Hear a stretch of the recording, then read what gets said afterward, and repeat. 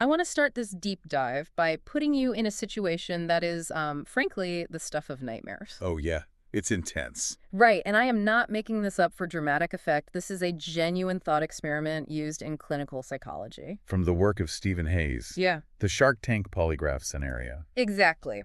So, picture this. You are suspended over a tank of sharks, Real sharks. real hungry, circling sharks, and you are dangling just a few feet above the water. But here is the catch. You are hooked up to the world's most sensitive polygraph machine. And the stakes are incredibly simple here. If you stay calm, you live. Right. But if the machine detects even a tiny tremor of anxiety, like a spike in heart rate or a drop of sweat, the trapdoor opens. And you fall. You fall. So the instructions are clear. Yes. To survive, you must not be anxious. What happens next? Well, you die immediately. The trapdoor opens before you can even finish processing the rules. Because the moment you demand that your brain not do something, You're doing it. right, you are focusing its entire attentional spotlight on that specific thing. You are flagging anxiety as the threat. And how does the biological brain respond to threats? By getting anxious. Exactly. It's a total paradox. The effort to control the feeling is exactly what manufactures the feeling. And the reason we are starting with sharks today is that this isn't just a hypothetical. This is exactly what happens to us at 3 in the morning. Yeah, you tell yourself to stop worrying about that email typo. And suddenly that typo is the only thing that exists in the universe. It becomes the shark. It really does. So welcome to the deep dive. I'll be your host guiding you through this topic. And I am here to help unpack the cognitive science behind it all. Today's deep dive is about that exact mechanism. We have pulled together a massive stack of research from neuroimaging studies on brain networks to evolutionary biology papers. And the headline is actually pretty validating. It really is, because it turns out overthinking isn't necessarily a personality flaw. I always thought I was just neurotic. Most people do, but no, you aren't. It's actually a hardware glitch. It's a biological loop that gets stuck. So our mission today is to kind of pop the hood on the brain and figure out why this happens, why smart people actually suffer from it more. Which is a very cruel twist. A very cruel twist. And finally, how to use that hardware to break the loop. And to do that, we really have to start with a hard truth about the human brain. We like to think the brain is designed to make us happy or productive. Right. Or wise. Yeah. But looking at the evolutionary data, it is clearly not optimized for joy. Not at all. The brain's primary job, arguably its only job, is survival. It is a don't-get-killed machine. Yeah. And that machinery is millions of years old. But we're using it in a modern world. Exactly. A world that is very safe physically, but very dangerous psychologically. This is the mismatch theory. And I found this part of the research fascinating because I always just assumed that when I wasn't doing anything, like when I was just sitting on the couch, my brain was resting. Like a car in neutral. Exactly like idling. But the energy budget data says something totally different. Right. This is the concept of the dark energy of the brain. Research shows that when you are at rest, doing absolutely nothing, your brain is still burning through 60 to 80% of its total energy budget. That is a massive amount of power for idling. What is it doing with all that fuel? It is running a very specific program called the Default Mode Network, or DMN. The DMN. We saw this acronym all over the literature. Think of the DMN as the brain's time travel feature. Time travel. Yeah. When you aren't focused on a concrete task like chopping wood or filling out a spreadsheet, the brain defaults to this network, and it leaves the present moment. It goes backward to memory or forward to simulation. It narrates. It tells stories about me. Correct. In an ancestral environment, say 50,000 years ago, this was the superpower. You are sitting by the fire looking at the stars, but your DMN is running simulations. Like, did I offend the tribe leader today? Or do we have enough food for winter? Is that a lion track I saw? So it's scanning for threats. It's troubleshooting the future to keep you alive. But in the modern world, the DMN doesn't have lions to worry about. So it scans for the next best thing, social threats. Yeah. Ambiguity. Why did my boss use a period instead of an exclamation point in that text? Exactly. And the brain treats that punctuation mark with the exact same cortisol spike it used to reserve for a predator in the bushes. Because the physiological reaction is identical. The machinery hasn't updated. It hasn't. But I want to get specific here, because it is not just the default mode network acting alone, right? There is a mechanism for how we get stuck in that worry. The research calls it the triple network model. This is really the cutting edge of how we understand rumination.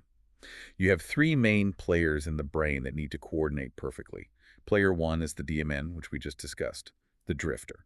the worrier. Player 2 is the executive control network, the ECN. Right. The ECN is the CEO. It is the task-positive network. It's logical, linear, and focused on the outside world. When you are doing a math problem, the ECN is in charge. And the DMN usually goes quiet. They are anti-correlated. When one is up, the other is down. Which makes sense. You cannot daydream and do algebra at the exact same time. Usually no, but you need a way to switch between them.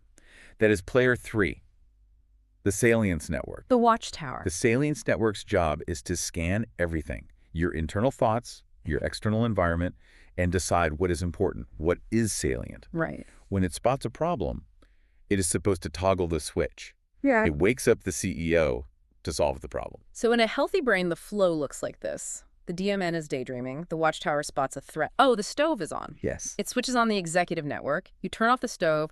The threat is gone. You go back to daydreaming. Perfect. That is the adaptive loop. But in chronic overthinkers, the salience network gets sticky. Sticky implies it is not letting go. What is happening biologically there? It means the sensitivity is dialed way too high. It flags a thought like, I think I sounded stupid in that meeting, as a catastrophic threat. But instead of handing it to the executive network to solve, Which might mean just realizing it doesn't matter, or making a quick apology. it panics. It panics and hands the thought back to the DMN. It loops it. It is like a bureaucracy where the manager sees a fire, and instead of calling the fire department, they just call the guy who screams about fire. That is a very accurate analogy. The DMN takes that negative thought and starts spinning it. Why am I so stupid? Everyone hates me. I am going to get fired. And because the executive network, the actual problem solver, never gets fully engaged, you never actually solve the uncertainty, you just marinate in it. This relates to a concept in the literature called aberrant precision weighting.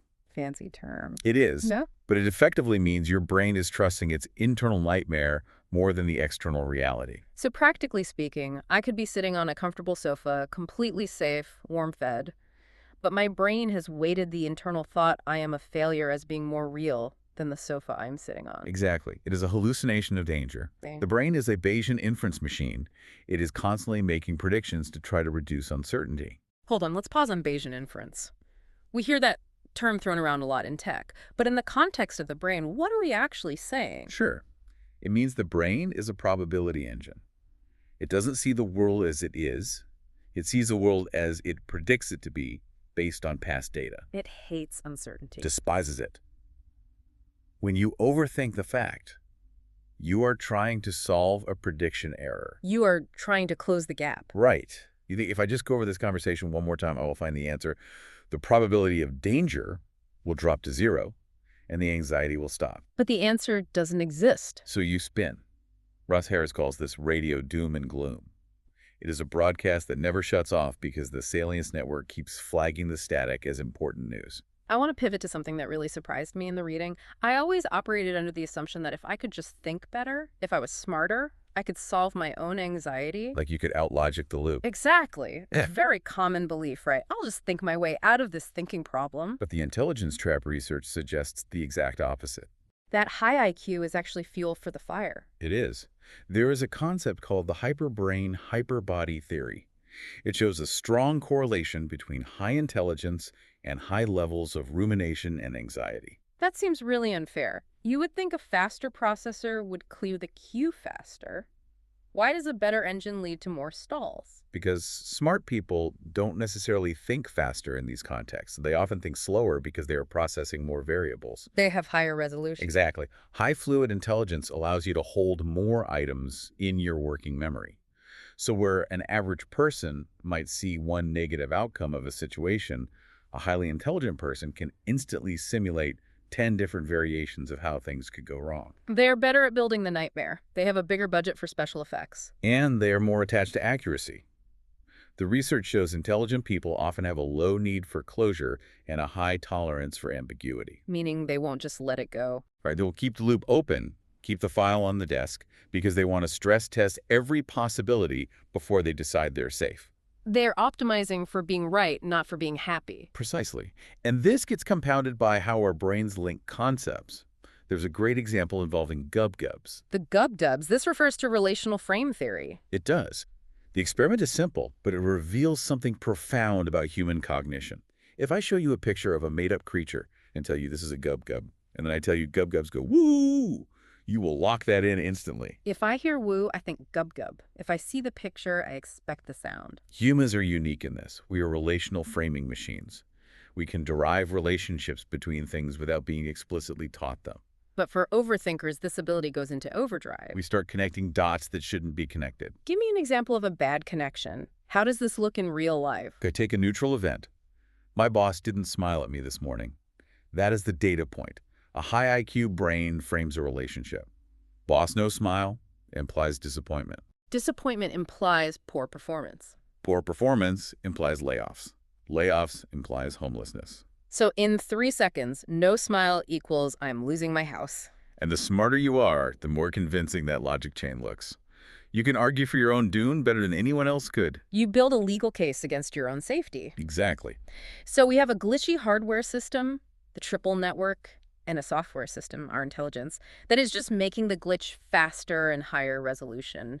Sounds pretty bleak. It does, but the literature offers a way out.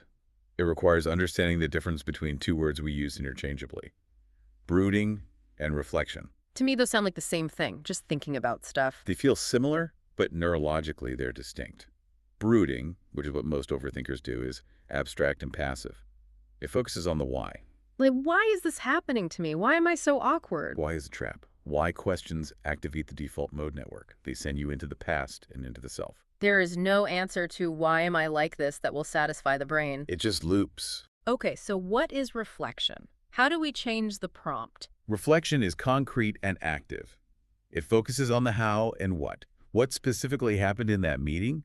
How can I prepare differently next time? And how triggers the executive network? Exactly. How is a problem-solving function? It forces the brain to switch out of the emotional loop and into the task loop. So the first step in breaking the cycle is catching yourself asking why and forcing a switch to how. But what about when the thoughts are just hammering you? When you cannot even get to the how because the radio doom and gloom is too loud? That brings us back to the Shark Tank, the pink elephant paradox. You cannot stop the thoughts. Because trying to stop them flags them as important. Right, so the goal is cognitive diffusion. You have to change your relationship with the thoughts. There's a beautiful metaphor in the literature called hands as thoughts. Walk us through that. Imagine your thoughts are your hands. If you hold your hands tightly over your face, gripping them, you cannot see reality. You are fused with them. Stumbling around, viewing everything through the cracks of your fingers. Exactly. And the instinct, the overthinker's instinct, is to try to chop the hands off, to get rid of the thoughts completely. Which is impossible. You cannot delete your own mind. The solution is just to lower your hands. You create distance. The hands are still there. The negative thoughts still exist, but you are looking at them, not through them. So how do we lower our hands in a practical scenario? Say you are spiraling about a presentation. You are panicked. One of the most effective science-backed tools is distancing, specifically using Iliism. That is speaking to yourself in the third person. Like the example with Malala. Yes, Ethan Kross studied this extensively. When Malala was terrified facing death threats, she didn't say, "I am scared." She said to herself, "Malala, you are scared, but you must be brave." It sounds almost like a cheap trick, doesn't it? Just saying your own name. Mm. But the MRI data on this is wild. It is. When you switch from I to your own name, the brain shifts activity away from the amygdala, the fear center, and lights up the executive control centers. It tricks your brain into thinking you are giving advice to a friend. And we are always smarter and calmer when giving advice to a friend than we are with ourselves. It instantly lowers the temperature. It provides that distance. Another technique mentioned was labeling. This comes from acceptance and commitment therapy. Right. Instead of saying, "I am a failure," which your brain accepts as a fact, you say, "I am noticing, I am having the thought that I am a failure." It is clunky, though. I am noticing that it feels artificial. It is clunky on purpose. It slows down the processing. It drives a wedge between the thinker and the thought. It reinforces that thoughts are just events passing through the mind, like weather passing through the sky. You are the sky. The thoughts are just the clouds. The sky doesn't fight the clouds. It creates space for them until they pass. Now, there's one final tool we need to cover, and this one seems to be the heavy artillery for when the brain is really stuck: the flow state. Yes. If you need to physically break the triple network loop, you need high-intensity engagement. We're not talking about meditation here. No meditation can actually be hard for acute overthinkers because it leaves the DMN too much room to wiggle. If you sit quietly, the voices often get louder. We're talking about a task that demands 100% of your cognitive bandwidth. Rock climbing, playing a fast piece of music complex coding. Why does this work? Is it just distraction? It is way more than distraction. Yeah. It is energy reallocation. Remember the energy budget we talked about? Right. When you enter a flow state, the executive control network demands so much energy to perform the task that it literally suppresses the default mode network. It steals the fuel. It steals the fuel. Your brain physically cannot afford to ruminate on your social awkwardness because it is too busy trying not to fall off the climbing wall. It is the only true silence the DMN ever gets. You are locking out the worry. Exactly. So if we pull this all together, the big takeaway for me is a reframing of the struggle. I have spent years feeling like my overthinking was a defect, like I was broken. And the data clearly says you aren't broken, you are a survival machine. Do exactly what I evolved to do. Scanning for threats. You are just doing it a little too well in an environment that is too safe. It is a mismatch. A total mismatch. And knowing it is just the salience network getting sticky or your intelligence running too many simulations allows you to step back. It stops the shame spiral. You can stop brooding on the why and start reflecting on the how. You can talk to yourself like a friend. Lower your hands from your face. Exactly. I want to leave you with a thought that really stuck with me from the preparation for this deep dive. And it is a bit provocative, but I think it is necessary given what we have learned about the default mode network. Go on. If everything we discussed is true, if the default setting of the human brain is survival threat detection and dissatisfaction, Which biologically is undeniable. then happiness and peace of mind are not natural states. They are acts of rebellion. That is a profound way to view it. You have to actively go against your firmware to find peace. The natural thing to do is worry. Being calm is the hard work. It changes the game completely. You aren't failing at being happy. You are succeeding at surviving. And now you have to choose to override that software. So the next time your brain starts the radio doom and gloom broadcast, don't try to smash the radio. Just turn down the volume, focus on the road, and maybe whisper, hey, you got this. And remember, the sky is not the weather. That is it for this deep dive. Thanks for listening.